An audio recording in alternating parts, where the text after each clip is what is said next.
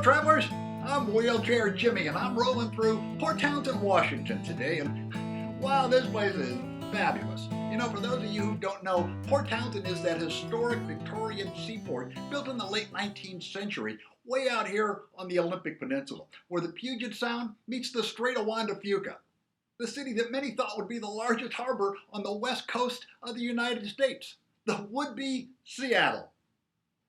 Port Townsend was built largely between 1850 and 1900 in the Victorian era, so you'll find some fabulous architecture in Victorian homes. You know, with that, you'll often find a lot of steps and some property that is not wheelchair accessible.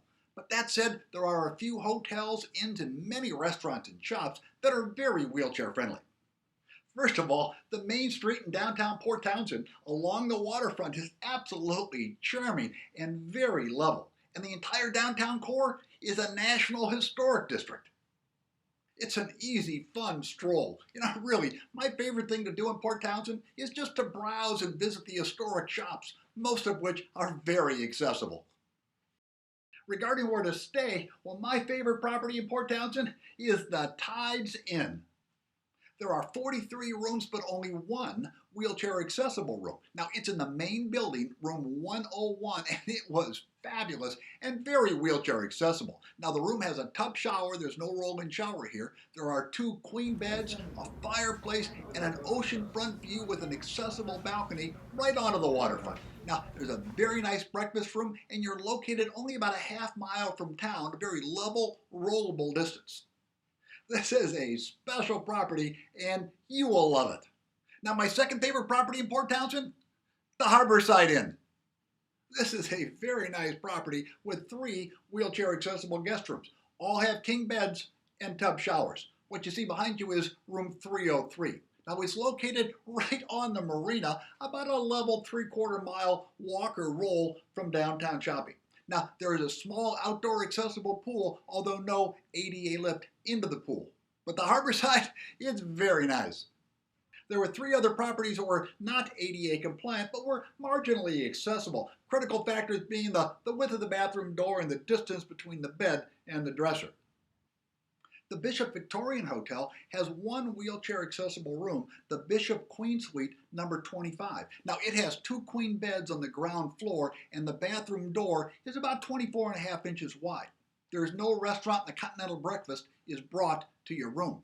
Now, the heavy gravel parking lot and no curb cutout onto the street can make entry a bit of a challenge. The Swan Hotel, located right downtown across from the waterfront, well, it was intriguing, but first note, you can't get into the standalone office lobby, which is 2 steps up. But consider room A1 and A2 in the main building, which were quite nice. Now, as you can see, there's a long, somewhat steep ramp to the room. Now, both room A1 and A2 have queen beds, which sit about 2 to 3 inches higher than normal. There's no roll-in shower in either room. Now, the bathrooms in A1 and A2, they were quite nice. They're not ADA compliant, but they're somewhat wheelchair accessible for manual wheelchairs. I thought the bathroom doors were plenty wide, but overall, the bathrooms were a bit small. Now, in room A2, there's only 26 inches between the bed and the dresser, as you can see there. Now, room A1, I thought, was a bit more spacious, but the bathroom in A2 was a bit larger. You know, the Swan Hotel, it's well located right downtown, but accessibility is limited.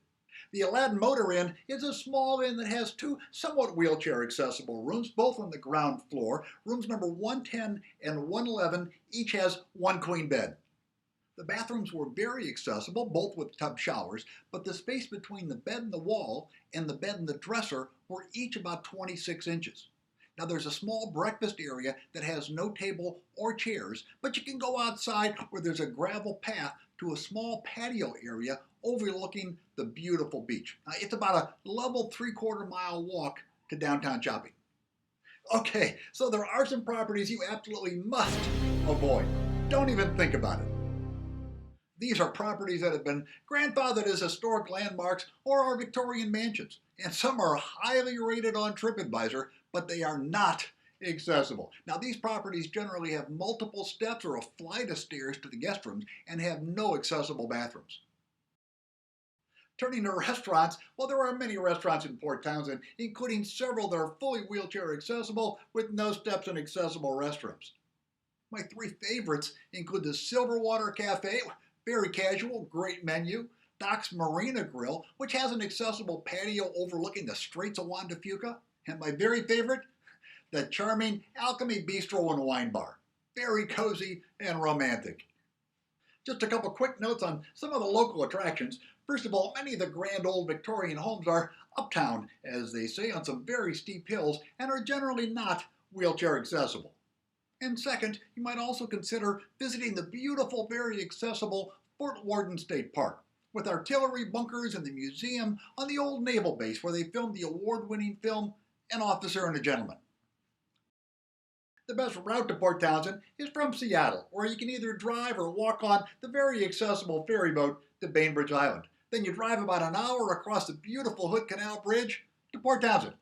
You can also roll with your wheelchair onto the ferry boat, then catch the wheelchair-accessible Kitsap Transit Bus, number 90 to Paulsbo, then transfer onto the accessible Jefferson County Bus, number 7.